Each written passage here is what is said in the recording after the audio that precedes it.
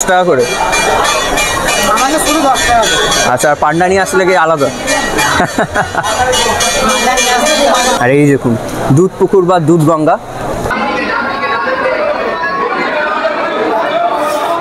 বাবা, পান্ডাদের কিন্তু ছলে পড়বেন, অনেক পান্ডা রয়েছে এখানে, কিন্তু খুব তাড়া দেবে যাতে আপনি তাড়াতাড়ি করে মানি ব্যাগ থেকে টাকাটা বার করে দিয়ে দেন। দেখতে পাচ্ছেন এটা হচ্ছে মূল গেট, 1 নম্বর গেট এইটা।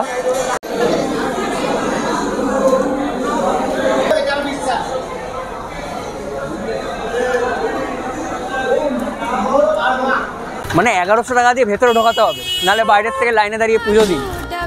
শ্রাবণ মাস পেরিয়ে ক্যালেন্ডার সদ্য পা দিয়েছে ভাদ্র মাসে, তবে ভিড় খানিকটা কমে গেল, ভক্তগণের জমায়েত কিন্তু এখনও সেই রয়ে গেছে। আগে হ্যাঁ, আমি কথা বলছি বাবা তারকনাথের মন্দির তারকেশ্বরের, যেখানে মহাদেব শম্ভুরুকে প্রকট হয়েছিলেন। মন্দির চত্বরের মধ্যেই রয়েছে দুধ পুকুর বা দুধ গঙ্গা, যেখানে স্নান করে মহাদেবকে জল অর্পণ করলে নাকি মহাদেব তার মনের কামনা সবই পুরো করে। তবে পুজোর সামগ্রীর কেমন কি দাম, আরও মূল্যবান তথ্য দিয়ে ভরা থাকবে আজকের এই ভিডিও। তবে ভিডিও শুরু করার আগে আপনাদের বলে দিই, আমাকে এক সমস্যার সম্মুখীন কিন্তু এখানে এসে হতে হয়েছিল। সেটা আপনাদের জন্য সমস্যার জিনিস হতেও পারে, আবার নাও হতে পারে। সেটা কিন্তু পুরোপুরি আপনার আর্থিক অবস্থাতে নির্ভর করছে। ভিডিওটা পুরো দেখুন আমাকে কিসের প্রবলেমে ফেস করতে হয়েছিল। তাছাড়া ভিডিওতে কিন্তু প্রত্যেকটা জিনিস তুলে ধরা রয়েছে, তাই স্কিপ না করে ভিডিওটা শুরুর থেকে একদম শেষ অবধি দেখবেন। ভিডিওটা ভালো লাগলে অবশ্যই লাইক, শেয়ার আর একটা সাবস্ক্রাইব কিন্তু করতেই পারেন। ঘড়ি কাটে ঠিক এখন বাজে 8টা 20, আর ইতিমধ্যে আমাদের কিন্তু ট্রেন পৌঁছে পড়েছে শ্যালাপুরি স্টেশনে। যাত্রার বাহন হতে চলেছে train number 136063, Sheoraphuli Tarakeswar local. আর আজকে এই ট্রেন করে আমরা ডিস্টেন্স কভার করব 34 কিলোমিটার। তার মধ্যে পড়বে হচ্ছে টোটাল 10টি হল্ট। তো প্রত্যেকটা হল দেখানো কিন্তু সম্ভব নয়, চেষ্টা করবো ম্যাক্সিমাম হল্টগুলো আপনাদের কাছে তুলে ধরার, বা যেখানে মূল্যতম যেসব জায়গায় সেগুলো দেখানো। তো চলুন এখন ট্রেনে উঠবো, ঠিক 8টা 25-এ কিন্তু ট্রেন ছাড়বে।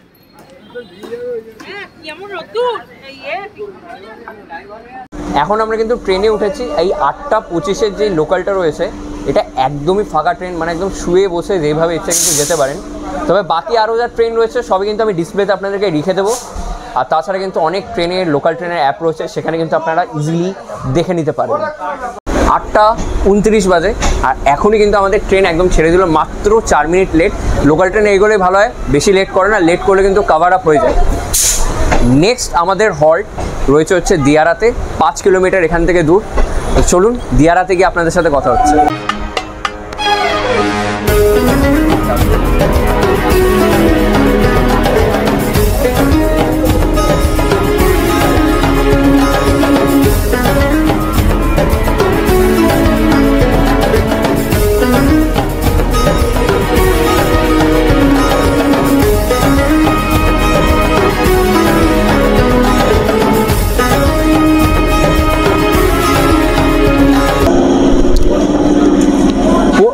কিলোমিটার অতিক্রম করে কিন্তু আমাদের এখন ট্রেন দাঁড়িয়েছে দিয়ারাতে।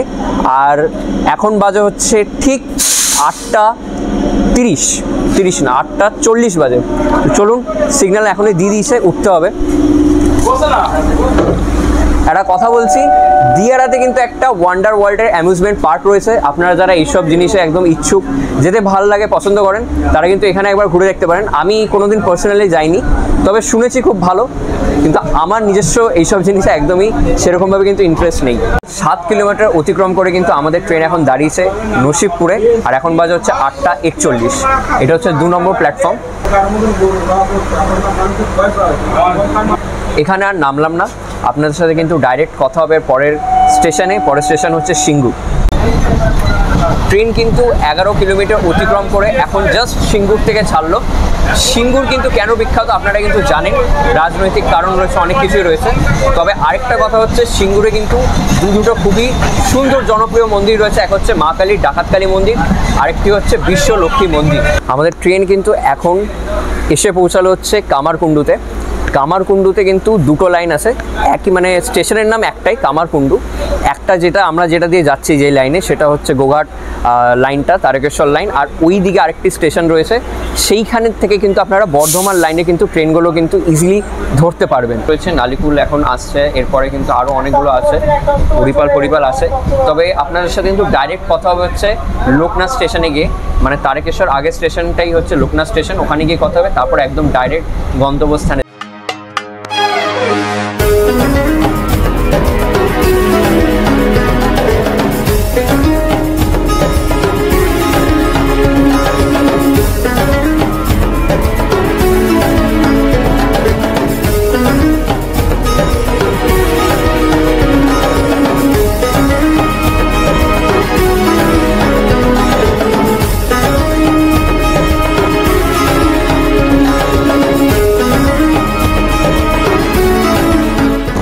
নটা 14 বাজে, আর এখন আমাদের ট্রেন কিন্তু 32 কিলোমিটার অতিক্রম করে লোকনাথে এসে দাঁড়িয়েছে। এরপরে আমাদের কিন্তু গন্তব্যস্থান আসবে তারকেশ্বর। বেশি দূর না এখান থেকে, এই 1-2 কিলোমিটারের ডিস্টেন্সের মধ্যে কিন্তু আমরা পৌঁছে যাব আমাদের গন্তব্যস্থান। 9:15 কিন্তু নামার কথা ছিল, এখন 9:20 বাজে, 5 মিনিট লেট। এটাকে লেট কিন্তু একদম আমি ধরবই না, কেন কি 5-10 মিনিট লেট হতেই পারে।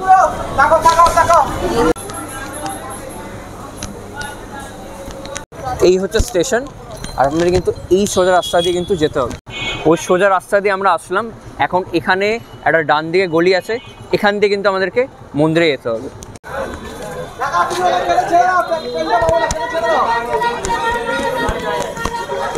এই দেখুন সোজা কিন্তু রাজবাড়ির যেই মূল প্রস্থান স্থান যে গেটটা রয়েছে, এখান দিয়ে কিন্তু এখন সোজা যেতে হবে।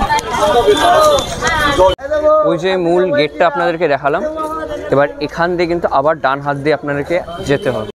এখান দিয়েও কিন্তু আপনারা যেতে পারেন, বা সোজা দিয়ে 1 নম্বর গেট বা মূল যেই গেটটা রয়েছে সেখান দিয়েও কিন্তু যেতে পারেন। এই দেখুন 1 নম্বর দরজা, এখানে এটাই হচ্ছে মূল দরজা, এখান দিয়ে কিন্তু প্রস্থান করতে হয়। দেখতে পাচ্ছেন এটা হচ্ছে মূল গেট, 1 নম্বর গেট এটা। আর সোজা যদি আপনারা যান তাহলে বাবার মন্দির ওইদিকে। আর এই যে বাঁ হাতে দেখতে পাচ্ছেন যে জায়গাটা গেছে, এখানে কিন্তু দুধ পুকুর বা দুধ গঙ্গা যেটা বলেন, সেটা কিন্তু এই দিক দিয়ে যাওয়া যাবে। 10:05 বাজে, আর এখন কিন্তু আমাদের পুজো সম্পূর্ণভাবে কিন্তু দেওয়া হয়ে গেছে। আপনাদেরকে ভিডিওগুলো দেখালাম না, কেন কি প্রথমে আমি পুজো করলাম, আসল মূল কাজটা আগে যেটা করতে এসছে সেটা করলাম। বাবার দর্শন ভালো করে হলো, 10টার সময় যেহেতু বন্ধ হয়ে যায় তাই সঙ্গে সঙ্গে কিন্তু পুজো করে নিলাম। দর্শনও খুব ভালোভাবে হলো, একদম সামনে দাঁড়িয়ে দর্শন করেছি। এবার পালা হচ্ছে আপনাদেরকে পুরো জায়গাটা চত্বরটা ঘুরিয়ে দেখানো। দিদি কিরকম কি প্রাইস আছে এগুলো? 10 টাকা করে। আচ্ছা, আর পান্ডা নিয়ে আসলে কি আলাদা? আচ্ছা আচ্ছা,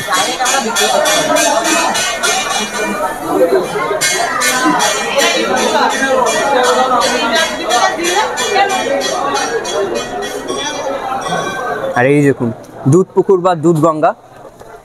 যারা আপনারা ঘরের থেকে স্নান করে আসবেন না, বা যাদের এমন ইন্টেনশন আছেন এখানে এসে দুধ গঙ্গাতে স্নান করে পুজো দেবেন, তাড়াতাড়ি কিন্তু 10টার আগে জিনিসগুলো করবেন, নাহলে কিন্তু আবার আই থিঙ্ক 3টের সময় খোলে। আমি দোকানদার থেকে জিজ্ঞেস করবো ভালো করে, তারপর আপনাদের টাইমিংটা বলবো। ভক্তদের বিশ্বাস, যারা এই দুধ পুকুরে বা দুধ গঙ্গায় যারা চান করে মহাদেবেরকে জল অর্পণ করে বা পুজো দেয়, সেটাই বিশ্বাস রয়েছে অনেক যুগ যুগ ধরে, যে মহাদেব নাকি তাদের মনোকামনা সব কিছু কিন্তু পুরো করে। মনে যা ইচ্ছা আছে সব কিন্তু মহাদেব শোনে।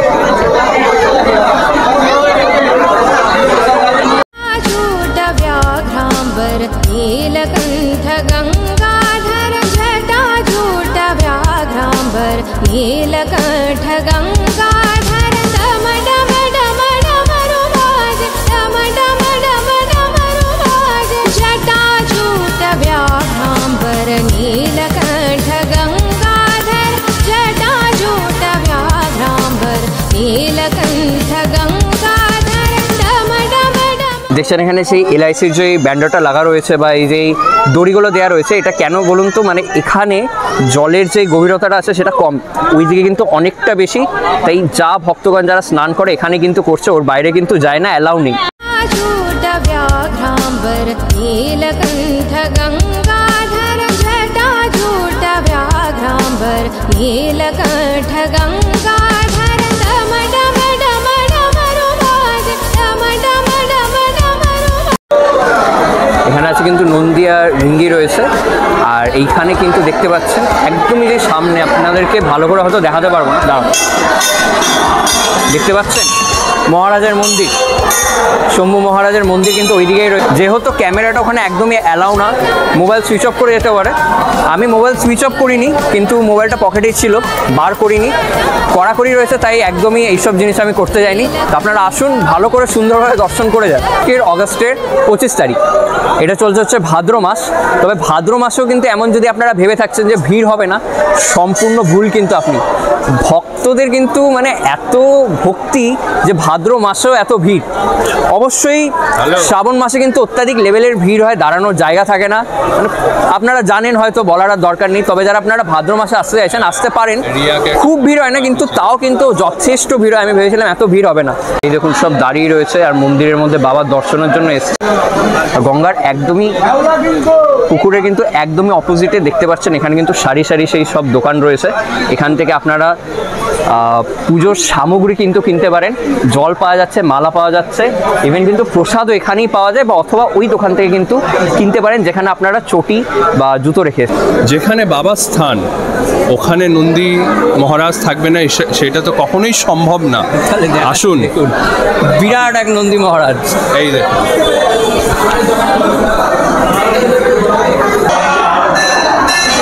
সাইজটা দেখতে পাচ্ছেন, বিশাল, মানে বিরাট। আমি আর আমার দাদার যদি শুয়ে এরকম সাইজের হব। আমি বসবো। হর হর মহাদেব, হর হর মহাদেব। কিন্তু ঠিক সকাল 6টা নাগাদ খোলে আর ঠিক 10টা নাগাদ কিন্তু বন্ধ হয়ে যায়। তবে পুরোপুরিভাবে নির্ধারিত সময় কিন্তু কেউই ঠিক মতন বলতে পারলো না। তবে আবার 3টে নাগাদ কিন্তু নাকি মন্দির খোলে। প্রসাদের দামের যদি কথা বলি, সর্বনিম্ন 101 টাকা দিয়ে শুরু হয়, আর 10 টাকাতেই বাবার মাথায় জল দেওয়ার জন্য সব সামগ্রী কিন্তু পেয়ে যাবেন। কিন্তু এই রেটগুলো অনেকটাই বেড়ে যায় যদি আপনারা কোনো দোকানের এজেন্ট বা কোনো পণ্ডিত মশাই বা পান্ডা যদি ধরে পুজো দেন, মানে 10 থেকে সোজা 50, এটা আরও অনেক বেশি হতে পারে। একটা পার্সোনাল সাজেশন দেবো আপনাদেরকে। এখানে যখন আসছেন তারকেশ্বরে, কোথায় গেল ওই যে আচার না কিনে যাবেন। এখানকার আচার না খুব সুন্দর হয় খেতে। আমি খুব একটা আচার খাই না, আমার মায়ের খুব ভালো লাগে, পছন্দ, একটু ঝাল ঝাল শুকনো শুকনো আচার। তো মা ফোন করেছিল, বললো যে একটা আচার নিয়ে যেতে, তাই মায়ের জন্য একটা আচার কিনে নিয়ে যাচ্ছি।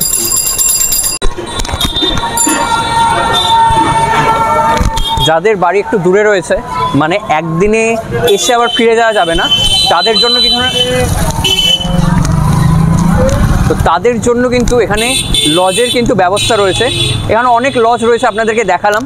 প্রত্যেকটা লজ কিন্তু আলাদা আলাদা ভাড়া, মোটামুটি একরকম। আপনারা গিয়ে কথা বলবেন, একটু বার্গেনিং করবেন, তাহলে কিন্তু হবে। আদারওয়াইজ আমি খুব একটা জানি না কীরকম কী প্রাইস, তাই আর বেকার বললাম না। তবে হ্যাঁ, একটা জিনিস আমি আপনাদেরকে বলবো টাকার বিষয়ে, এখানে এই লেভেলের পরিমাণে যে বিজনেস হয়, যে মহাদেব এইসব জিনিসপত্র থেকে একদম দূরে থাকে। মানে মহাদেব, আমরা কি মনে করি মহাদেব এমন দেবতা যে আমাদেরকে সাংসারিক এইসব জিনিসপত্র থেকে দূরে নিয়ে যায়।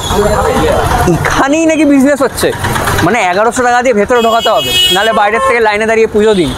500 টাকা, মানে লাস্ট অব্দি ঝগড়ার মতন হয়ে গেল। বললা ঠিক আছে 500 টাকাতে দিন যান। এবার আমরা না হলে টাকা দিয়ে দিলাম, এবার বাকিরা যারা একটু গরিব, যারা অত অ্যাফোর্ড করতে পারবে না, তারা কি করবে? আমার প্রশ্ন হচ্ছে এইটাই। আর সব থেকে মহাবদমাশ হচ্ছে দোকানদারগুলো, কিচ্ছু বলবেন, আপনাকে বলবে এই মন্দির বন্ধ, মন্দির বন্ধ, মন্দির বন্ধ।